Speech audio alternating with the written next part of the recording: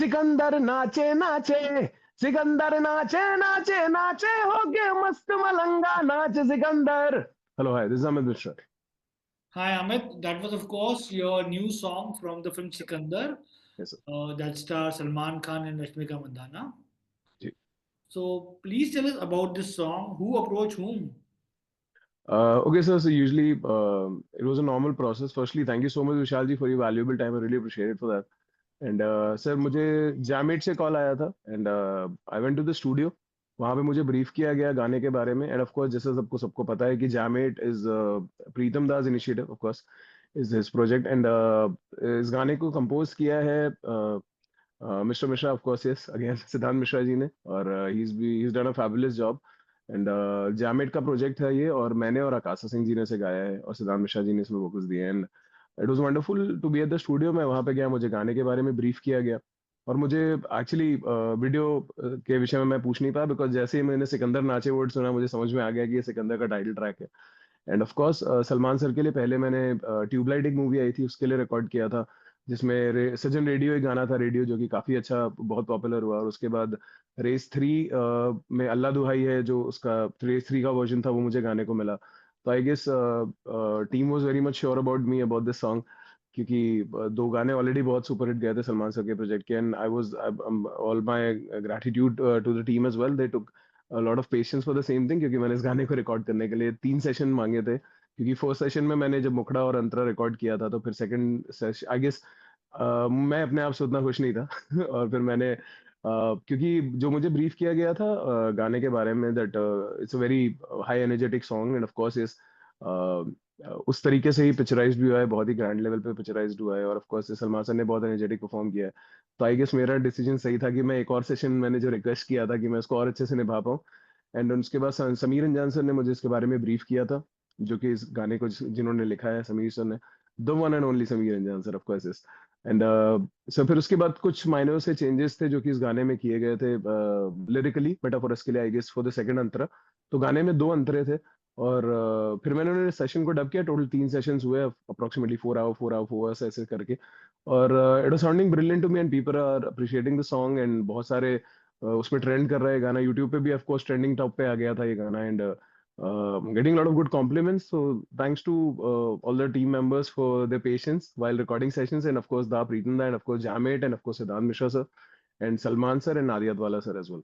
So the other super hit song that you were part of was a song called Bulya जी from, sir. from जी. the film Ae Dil Hai Mushkil. जी sir. Were you the first choice for that song from Ae Dil Hai Mushkil? Sir मैंने actually इस गाने का भी एक sir एक बहुत अच्छा सा स्टोरी है कि मैं प्रीतम दा ने मुझे स्टूडियो बुलाया था एंड उन्होंने मुझे गाना अपने आवाज में ही सुनाया था और उसका मुखड़ा उस समय तक मुझे सुनाया गया था और मैंने दा से रिक्वेस्ट किया था because the song was in C sharp minor at the part time और मुझे ऐसा लग रहा था प्रोजेक्शन में मुझे शायद से इसे डी से गाना चाहिए. तो फिर मैंने उनसे रिक्वेस्ट किया था कि मैं इसे डी से गा सकता हूँ. तो पहले हमने मुखड़ा डब किया था और मुखड़ा डब करने के बाद फिर आई गेस मुझे अप्रोक्सीमेटली उन्होंने कुछ आई गेस 1 महीने बाद फिर से हम लोगों ने बाद में डब किया था गाने को. तो बहुत ही इनिशियल स्टेज पे था जब ये गाने का मुखड़ा मैंने रिकॉर्ड किया था एंड एज यू आज अबाउट द क्वेश्चन की वो मैं उनका पहला चॉइस था या नहीं सर इस विषय में मुझे नहीं पता. दा ने जो कमांड किया जो मुझे उन्होंने समझाया उन्होंने ऑफ कोर्स यही ब्रीफ किया था कि थोड़े से कम्युनिकेटिव वे में गाना है क्योंकि इसमें बहुत भारी भरकम वर्ड्स भी हैं as per his terms like जैसे तजल्ली एक वर्ड था जिसके मायने मुझे नहीं पता थे पहले. तो फिर मैंने उसको प्रॉपर्ली गूगल करके पहले उसका मायने समझे फिर उसके बाद अभिजीत भट्टाचार्य साहब से मेरी बात हुई. सर ने बताया कि इसका मीन्स होता है एक सूफी टीचर को सामने से देखना अपने सामने देखना उन्हें. अब जैसे इसमें एक वर्ड था मुर्शिद. अब मुर्शिद वर्ड का अगर मुझे लिटरेचर में जाना पड़ा थोड़ा मुझे मेरा लिटरेचर और बेहतर किया गया है इस विषय में कि एक सूफी टीचर जो होता है उसको सामने से देखने को तजल्ली कहते हैं. तो दाने बस मुझे ये ब्रीफ किया था कि थोड़ा कम्युनिकेटिव रखना गाने को क्योंकि भारी भरकम वर्ड होते हैं तो कभी कभी ऑडियंस तक उसका मीनिंगफुल आप सिंगिंग के थ्रू नहीं पहुंचा पाते. तो जो भी दा ने प्रीतम दा ने छोटे छोटे मुझे ब्रीफ दिया था मैंने उनको प्रॉपरली अच्छे से किया और मुझे अभी भी याद है कि हमने एक सेशन किया था जिसमें मुझे अश्विन कुलकर्णी साहब डब कर रहे थे और कौशिक दार डब कर रहे थे. दो लोगों ने मुझे उस सेशन को डब किया था उस दिन और जब ये गाना ऑलमोस्ट प्रोसेस में हो गया तो ये गाना फिर से मुझे एक बार पूरा गवाने के लिए बात हुई थी. तो मैंने ये गाना आई गेस हमने शाम को रात में शुरू किया था कुछ डबिंग करना 11 बजे रात में इंडियन टाइम के हिसाब से शुरू किया था और मैं सुबह 6:30 बजे स्टूडियो से निकला था चाय पी के फाइनली कि now we have submitted the whole project. तो और इसके टोटल 5 सेशन किए गए थे क्योंकि आप कह सकते हैं कि चैलेंजिंग गाना था। ऑफ कोर्स आउट इसका आउटरो डिजाइन करना भी एक डेफिनेशन था अपने आप में, क्योंकि वो अच्छे खासे एनर्जी पे ही गाना शुरू हो रहा है, तो जो उसका आउटरो एनर्जी होना चाहिए था वो और भी बेहतर होना चाहिए था। तो there were lot of pointers. इस गाने का एक अपना स्टोरी है, जैसे मनमा इमोशन एक गाना था दिल वाले का। तो हमें याद है कि मैं रात में 12 बजे स्टूडियो पहुंचा था और 12 बजे मैंने डब करना शुरू किया था। एंड दा वाज लाइक कि तुम लोग आराम से डब कर लो, मैं ब्रीफ कर देता हूँ, मैं कल सुबह आकर के सुन लूंगा अमित, तो डोंट वरी अबाउट दैट। और आप माने जब तक दा सुबह 8:30 बजे स्टूडियो नहीं आ गया, मैं तब तक डब ही करता रहता वो गाना बिकॉज मुझे ऐसा लग रहा था कि ये टेक अच्छा नहीं है, वो टेक कंपाइल करना चाहिए, ये टेक अच्छा नहीं है।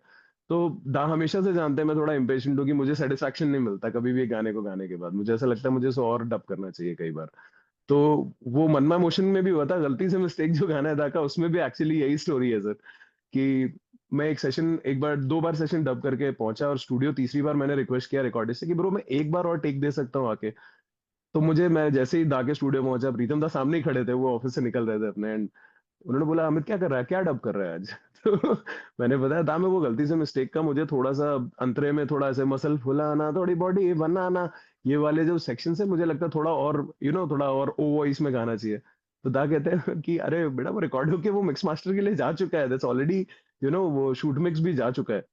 तो दा ने बोला अच्छा वो 100 तरह के वाला गाना है, वो तुम सुन लो जाकर के अंदर, तब तक बाय द टाइम तो कल अच्छे से उसको आप डब कर लेना। तो आप कह सकते हैं सर कि मुझे जो भी ब्रीफ मिलता है मैं ट्राई करता हूँ कि अच्छे से अच्छा डिलीवर कर सकूं। बस हाँ, सबको ये जरूर पता है कि हमें स्टूडियो में बहुत टाइम लेता है, डीजल इंजन की तरह काम गर्म होता है ये लड़का धीरे धीरे काम में। तो but I would say and thanks to the team as well कि वो उतना पेशेंस रखते हैं मेरे लिए स्टूडियोज में। तो डिड यू नो कि ये गाना will be filmed on Ranbir Kapoor? जी नहीं सर, इस विषय में मुझे जानकारी नहीं थी पहले। जी ये और इसका सस्पेंस इस लेवल पे था कि मेरे वॉइस गाने में आएगी कि नहीं, कि जब मैंने सिनेमा हॉल में जा करके वो मूवी देखी है, मेरे दोस्त गए हुए हैं और मुझे याद था कि वो मोमेंट अभी भी बहुत चेरिश करते हैं हम सारे मित्र वर्ग और मेरे जितने भी फ्रेंड्स हैं यहाँ पे मुंबई में, कि मैं और मेरे 2-3 दोस्त हम लोग साथ में गए और मैं स्क्रीन की तरफ देख रहा था और वो मुझे देख रहे थे कि अमित कंफर्म करेगी उसकी वॉइस है पहले, because that much of the surprise of that song. क्योंकि ऑडियो में ये गाना ऑलरेडी बहुत बड़ा रिलीज था, पर वीडियो में मूवी में होना, क्योंकि आजकल 2 पैटर्न्स में गाने जाते हैं। तो जैसे मैंने बोला यार दैट्स मी, मेरी आवाज है, then everyone started just throwing the popcorn in the cinema hall and everyone got to know that yeah that's the singer is sitting over there. तो एक अच्छा चेरिश करने वाला मोमेंट है हमारे लिए लाइफ टाइम के लिए वो। जी। बट क्या Shahrukh used to be present during the song recording when you recording? Sir I guess वो पोस्ट प्रोडक्शन के टाइम पे थे वहां पर मैं जब सेशंस रिकॉर्ड कर रहा था तो शाहरुख सर वाजंट देयर। हाँ, दिलवाले के समय पे ऑलरेडी मैं शाहरुख खान सर से मेरी मुलाकात एक बार ही हो चुकी थी, बिकॉज दिलवाले के म्यूजिक लॉन्च पे ऑफकोर्स है, क्योंकि यूजुअली सबके अपने अपने टाइम स्केड्यूल्स रहते हैं। पर दिलवाले में दिलवाले के सेट पे सॉरी म्यूजिक लॉन्च पे शाहरुख खान सर से मिला था मैं उस समय, and it was wonderful to meet him as well. Of course he is super brilliant personality itself. You know, you just mentioned that you wanted to sing in C minor and then you tried another variation. Can you please explain to us what C minor and what is the other variation that you actually tried when you were recording? Okay, so if I could just if I would just say like, hmm, मेरी रूह का परिंदा फड़फड़ाए। तो अभी से मैंने चूंकि keys नहीं यूज किया, पर मेरा जितना हियरिंग प्रैक्टिस है, I am close to like somewhere, अभी मैं बी पे गा रहा हूँ शायद से, जितना मुझे हियरिंग प्रैक्टिस है मेरी। तो अब एक सेमीटोन ऊपर हो गया, मतलब ये इतना प्रैक्टिस के थ्रू समझ में आता है कि मेरी रूह का परिंदा फड़फड़ाए, लेकिन सुकून का जजीरा मिल ना पाए, वे की करा, वे की करा, राजन दे यार बुलिया, सुन ले पुकार बुलिया, तू ही तो यार बुलिया, मुर्शिद मेरा, मुर्शिद मेरा।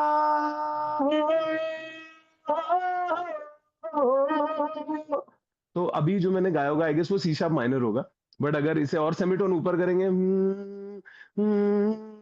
मेरी रूह का परिंदा फड़फड़ाए, तो ऐसे एक एक सेमीटोन बढ़ा बढ़ा के हमने चेक किया कि कहाँ पे वो ब्राइट साउंड कर रहा है। तो फिर वो डी पे दा को भी अच्छा लगा और मुझे भी डी माइनर पे अच्छा लगा। तो ये सी माइनर से सी शार्प माइनर किया गया, फिर डी माइनर किया गया था। तो फिर मैंने इसे डी माइनर से फाइनल टेक में सबने अप्रूवल किया, क्योंकि डी शार्प पे जाना थोड़ा चीखना लगता, तो इस वजह से हम लोग डी पे स्टक रहे। फिर उसके बाद सी माइनर में एनर्जी ड्रॉप हो रहा था सी शार्प माइनर पे, तो फिर हमने डी को ही स्टैंडर्ड स्केल मान के उसको फिर शुरू किया था गाने को। जी, तो जी। तो मुझे सर ये ये टीम वर्क कह सकते हैं आप ऑल टुगेदर, कि सबका एक म्यूचुअल डिसीजन था कि हाँ, हम लोगों को डी पे ही करना चाहिए इस गाने को। जी। very exhausting, I must say. But can you please talk to us about your association with Pritam Da? You of course have collaborated with him for many songs. So my association, I guess you can see is picture कि मेरे माता पिता उनसे मिलने आए थे। So there's a special picture for me, और दा है उसमें, माता पिता है मेरे। और सर दा has been a great mentor to me. He's a gem of a person, of course, and he has been a great mentor, great friend. And of course मैं उनके कोर टीम का मेंबर हूँ। मैं उनके live projects में हमेशा उनके core team के मेंबर की तरह रहा हूँ। And I got a chance to perform him along with him so many concerts and everything. तो सर एक्चुअली उन्होंने मेरे वॉइस कल्चर को लेके मुझे बहुत कुछ सिखाया। ऑफ कोर्स एक हीरो का प्रेजेंटेशन जो होता है वो उन्होंने मुझे काफ़ी हद तक उस ब्रीफ में दिया, बिकॉज़ मैं जिस बैकग्राउंड से हमने तैयारी की थी, जैसे कि हम लखनऊ से आते हैं, तो वहाँ पे मुझे ठुमरी और ये सब में बहुत ज़्यादा मेरा बचपन गज़लों में और ठुमरी में, और या फिर आप कह सकते हैं जो यूपी फ़ोक होते हैं, छपरा और इन सब में बहुत ज़्यादा था। तो मुझे अभी भी याद है कि जब हम लोग बिरहा और ये सब जो फ़ोक एलिमेंट होते थे, तो दा का एक पॉइंटर था कि हीरो कुछ भी कहता है तो बड़े कॉन्फिडेंस से कहता है हमें। सो तुम्हारा जो जैसे मैं जब यूजुअली एक बार हम लोग हाउस पार्टी में थे, तो दा ने ये चीज़ नोटिस शायद की भी होगी कि जैसे आन में लो सजना सजना रे, आन में लो सजना, ना रा रा रा रा दा रा रा रा, मोहे न भाए काजल बिंदिया। तो इस ट्रेनिंग से अगर हमें सीधे एक हीरोइज्म में जाना है, गोरिया रे छोरिया रे, तो ये जो दो डिफाइन करने का तरीका था, दान ने मुझे बहुत अच्छे से क्लियर किया कि हमें तो हीरोइज्म लाना। अगर आप एक गायकी अंग दिखा रहे हो, कैरेक्टर को आप ब्रीफ कर रहे हो, आप स्टेज पे आप उसको प्रेजेंट कर रहे हो, then you have to understand difference in between both the things. कि एक ठुमरी या फिर गजल गाने के लिए हरकतें या फिर गायकी की जरूरत है, साथ ही साथ में एक हीरोइज्म में लाने के लिए एक एटीट्यूड चाहिए, एक कैरेक्टर को रीड करना आना चाहिए। तो आई गेस ये सब मुझे बॉम्बे में ऑफ कोर्स यहाँ पे ट्रेनिंग सेशंस में, ऑफ कोर्स दाने भी काफी बार ब्रीफ किया है इस विषय में, इसलिए उनके इतने सारे प्रोजेक्ट्स मुझे शायद से उनने ब्रीफ करके गवाए। इसलिए ग्रेटफुल टू दा and grateful to Mata Rani for the same thing, कि उतनी बुद्धि उन्हें सब बुद्धि रखी, कि रिसेप्टिवनेस रखी मैंने। And that is one of those composer जो आई गेस यूथ के साथ बहुत रिसेप्टिव रहते हैं। और तो he is an indistinguishable part of my life, as a guru, as a friend, as a mentor and as a family person. तो of course बहुत मायने रखते हैं मेरे लिए। जी। You know, कितना प्रेशर होता है as a singer on you when जी। you're recording, say, a song for a big film like 83. जी सर सख्त जान actually sir is one of those tracks I would say which is very close to me, because वो गाना अपने आप में एक चीज डिफाइन करता है। पहले वो गाने का मुखड़ा मैंने डब किया था, आई रिमेम्बर लॉकडाउन पीरियड के बाद। ये एक बिल्कुल बहुत ही इनिशियल वे में बॉलीवुड का एक बड़े प्रोजेक्ट्स में से रिलीज होना था, तो सबके ऊपर इस पूरे प्रोजेक्ट को लेके काफी प्रेशर था, बिकॉज यूजुअली फिल्म जो फीचर फिल्म्स होती हैं, उनके म्यूजिक को लेकर के इतना रिसेप्टिवली ऑडियंसेस में कभी नहीं देखा गया है। वो लोग मेजरली उस स्टोरी टेलिंग पे ज्यादा फोकस करते हैं rather than music. But of course अगर प्रीतम दा का म्यूजिक है तो सबको उसको नोटिस करना पड़ता है, because himself is a hit machine.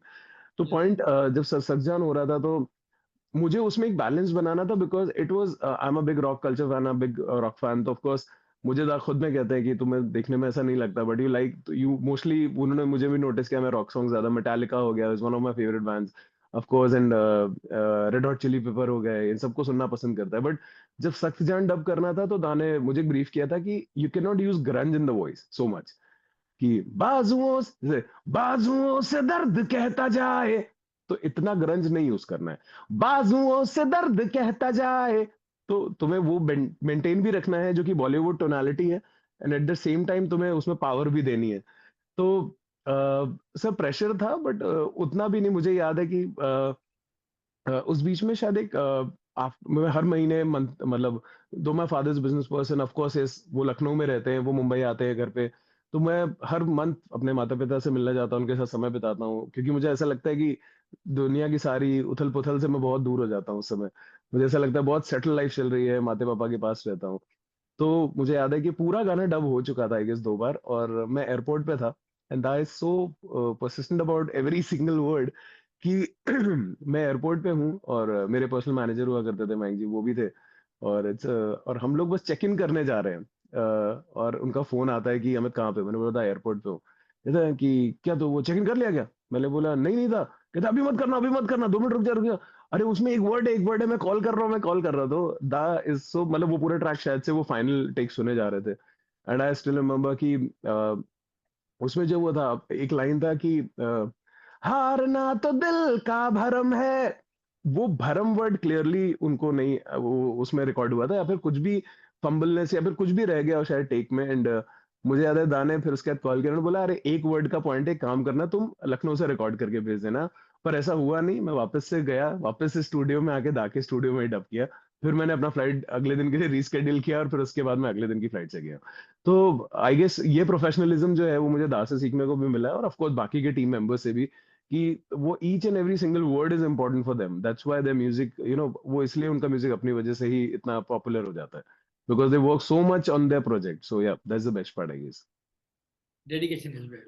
yes sir. I guess sincerity also towards the project as well sir Apart from Hindi, which are जी some of sir the other languages that yes you enjoy singing the most?